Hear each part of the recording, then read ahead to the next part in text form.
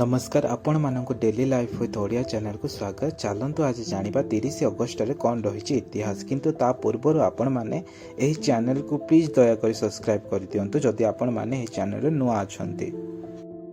1559 30 अगस्त आजिर दिन रे जहांगीर को जन्म ग्रहण हेतिला।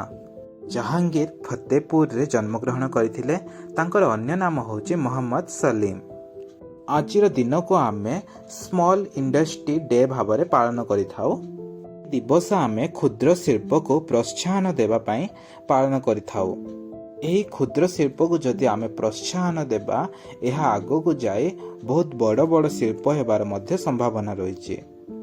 वो क्षुद्र शिल्प गुड़िक मध्य आमको बहुत परिमाण रे रोजगार दियंती। एही दिवस पालन करिबा आम भारत सरकार द्वारा आरंभ होइथिला। 30 अगस्त 1991 रे आज परी दिन रे अजरबैजान नामक एक देश स्वाधीनता प्राप्त करिथिला। आज होची अर्नेस्ट रदरफोर्ड को जन्म दिवस। से 30 अगस्त 1871 मसीह रे जन्म ग्रहण करथिले। एहांको फादर ऑफ न्यूक्लियर फिजिक्स कहा जाय थाए।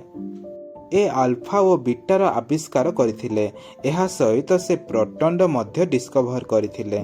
सेथिपाई एहांको नोबेल प्राइज इन केमिस्ट्री 1908 मसीह रे मिलिथिला। आज पई इतिहास एतिके रहुचे। नमस्कार।